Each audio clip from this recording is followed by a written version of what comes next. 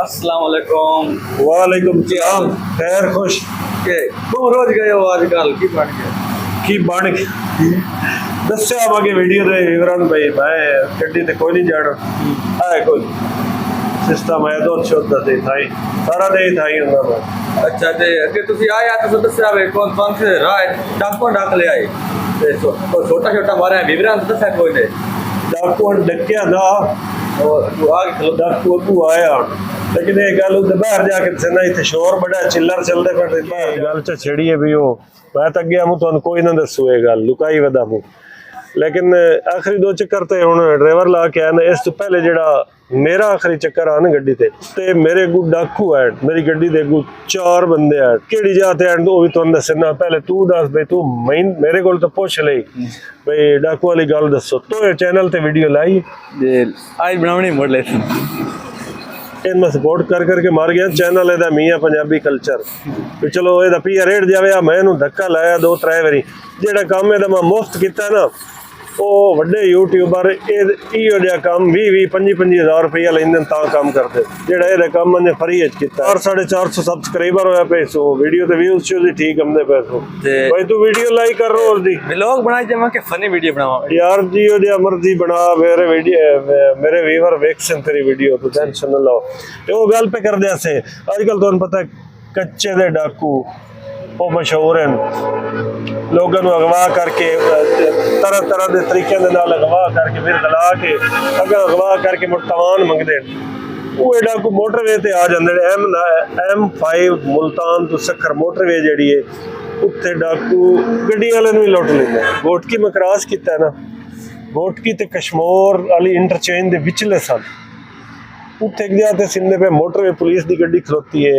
उन्होंने कोल उन्होंने रोकया उत्थे मैं खलोता रह गया उन्होंने तो 6-7 किलोमीटर मैं अगे गया ना उत्थे जी जी उतली लैन होंगी है ना ओवरटेकिंग लैन उस दे 4 बंदे खलोते हैं दूर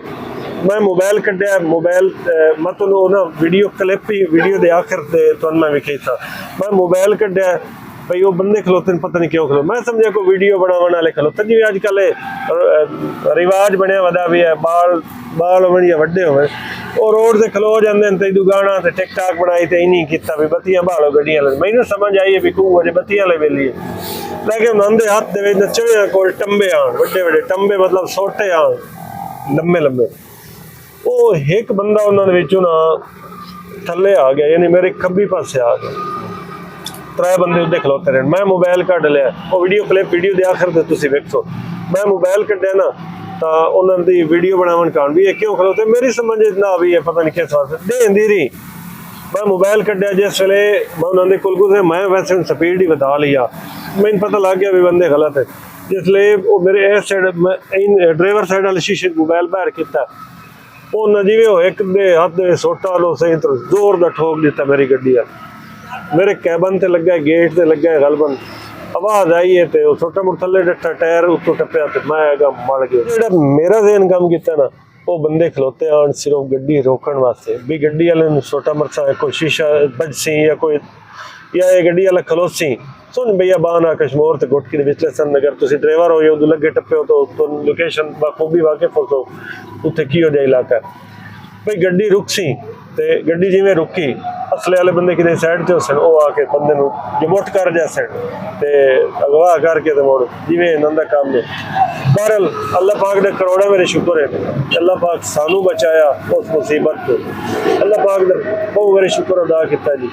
ते अल्लाह पाक तो भी अपनी हिफाजत रखे सारे ड्राइवर बिरावां खास कर डाकुओं तो बचाई रखे चाहे कच्चे वाले होवन ते चाहे पक्के वाले होवन ते ये मैं अगे गल लुकाई वदा मुझे याद चली आई है मैं कि चलो यार अपने व्यूअरां नूं दस्सां बहुत शुक्रिया यार वीडियो में दिओ मेहरबानी तुहाडी ते एदा चैनल सब्सक्राइब लाजमी करिया इजाजत चाहसा ईद दी छुट्टियां ना वदा आली थाई ईद पिछे इंशाल्लाह मोटर रूट ते जाना और तुहानूं मुख्तलिफ इलाके दी सैरां अं कश्मीर वाला समझाया करना नवाना लोड करके बहुत शुक्रिया जी अल्लाह हाफिज़।